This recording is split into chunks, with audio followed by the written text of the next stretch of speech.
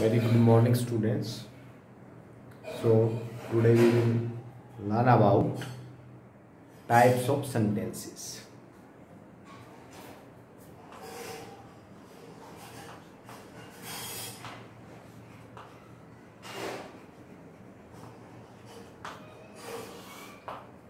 तो सबसे पहला क्वेश्चन अपने पास है कि सेंटेंस होता क्या है।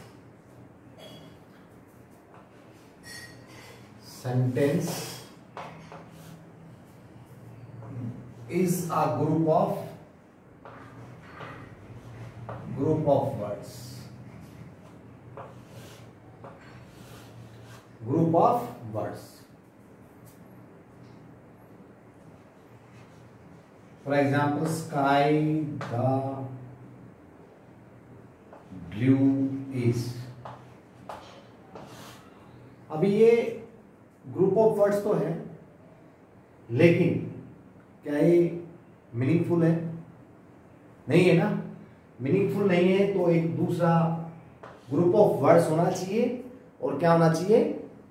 It must give a clear cut thought और आइडिया। गिव्स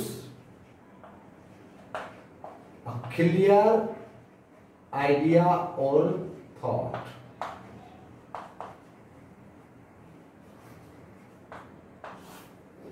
अब ये नहीं हो रहा है तो क्या होना चाहिए? होना ये चाहिए था sky is blue. Sky is blue, full stop. Sky is blue. अब क्लियर थॉट है कि क्या कर रहा है? It is indicating the colour of the sky. Sky के कलर को बता रहा है कि स्काई किस कलर का है? ब्लू कलर का है। तो ग्रुप ऑफ वर्ड्स होना चाहिए, गिव्स अ क्लियर आइडिया और थॉट। इसमें इसका विचार या आइडिया बिल्कुल संपूर्ण होना चाहिए, कंप्लीट होना चाहिए। कंप्लीट आइडिया, कंप्लीट आइडिया और थॉट।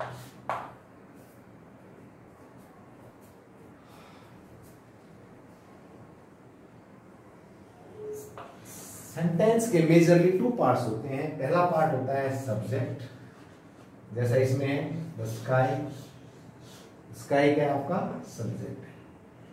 इज ब्लू, ये आपका प्रेडिकेट है। अब सब्जेक्ट क्या होता है? डूअर, है ना, काम को करने वाला सब्जेक्ट डूअर। और बाकी जो हिस्सा बच गया सब्जेक्ट के बारे में, जो कुछ भी कहा जाता है, जो सब्जेक्ट के बारे में कहा जाता है, वो सब क्या है? आपका predicate. It can be pronounced as predicate or predicate. Okay? The sky is blue. ये आपका सेंटेंस हो गया कि इसका क्लियर कट होना चाहिए, इसमें एक सब्जेक्ट होना चाहिए और इसमें वर्ब भी होना चाहिए।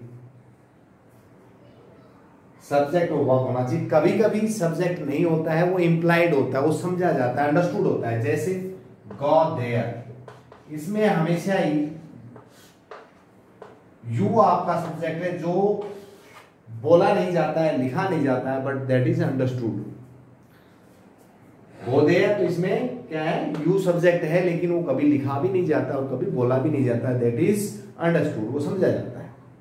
ओके, ये बात समझ में आ गई कि सेंटेंस ग्रुप ऑफ वर्ड्स है जिसका अपना कंप्लीट थॉट या आइडिया होता है। और एक सेंटेंस के मेजरली दो पार्ट होते हैं, एक आपका सब्जेक्ट होता है, दूसरा प्रेडिकेट होता है। और अभी हम समझेंगे कि सेंटेंसेस के काइंड्स कितने हैं, टाइप्स कौन कौन सी हैं।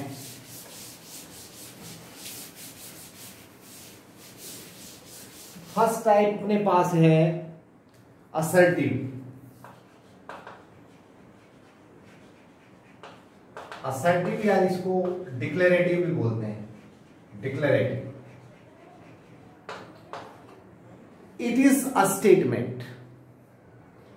It is a statement about something or somebody. किसी व्यक्ति या वस्तु के बारे में एक स्टेटमेंट होती है, कथन होता है। Statement about somebody or something.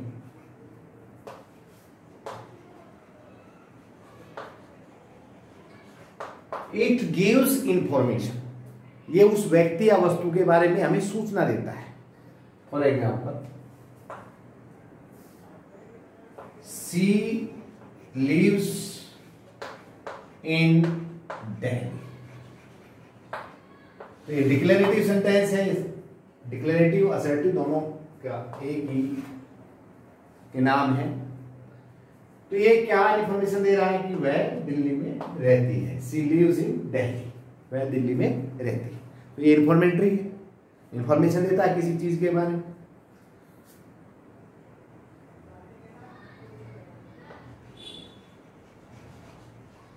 Radha is dancing.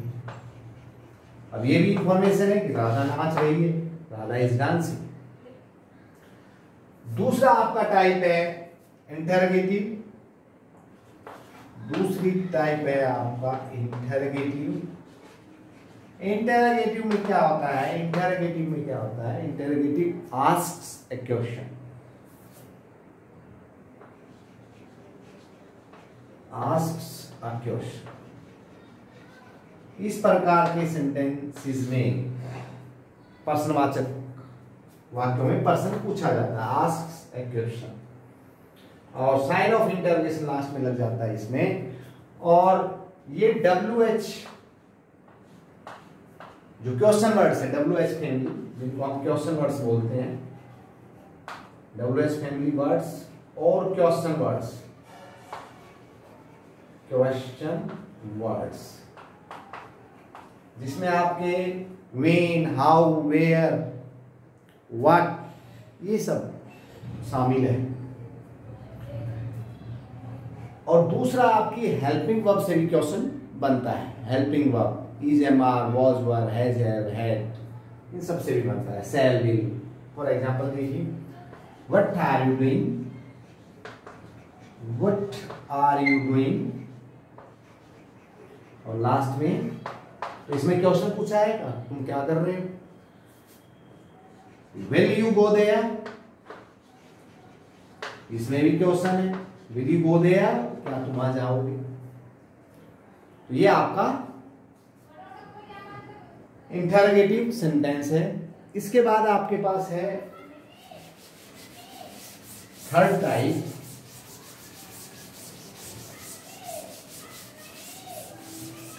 Third type is आपका imperative sentence.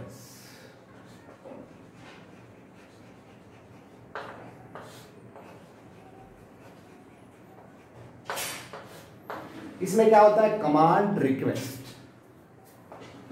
Command and request.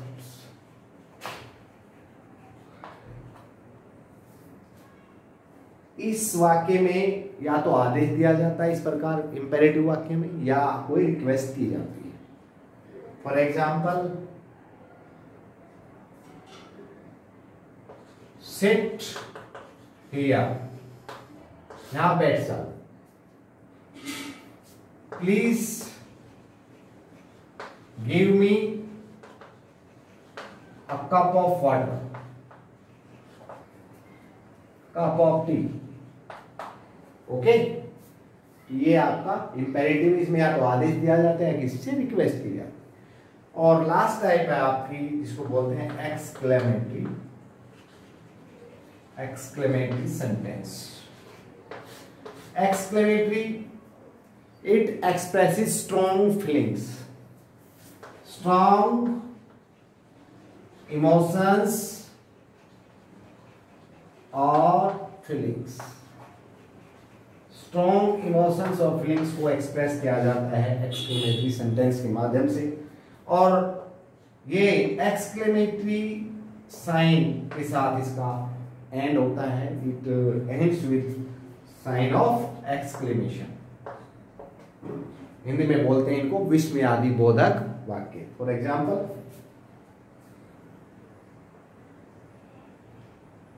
What a beautiful flower.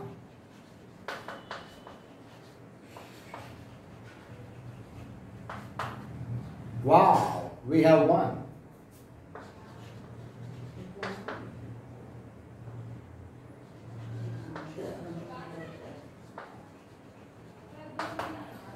तो मेजरली 4 प्रकार के सेंटेंसेस, पहला असर्टिव या डिक्लेरेटिव, इसमें it is information about something or somebody, किसी व्यक्ति या वस्तु के बारे में कोई इंफॉर्मेशन दी जाती है, डिक्लेरेटिव। दूसरा आपका इंटेरोगेटिव, इंटेरोगेटिव में कोई क्वेश्चन पूछा जाता है, what are you doing, will you go there. और तीसरा आपका इंपेरेटिव, इसमें कोई कमांड या रिक्वेस्ट की जाती है, go there, sit here, please give me cup of tea, please bring a glass of water for me. और उसके बाद आपका फोर्थ है exclamatory, it expresses a strong emotion और feeling. What a beautiful flower, wow we have won, alas she has lost a mother। तो these feelings or emotions are expressed through exclamatory। Okay, thank you।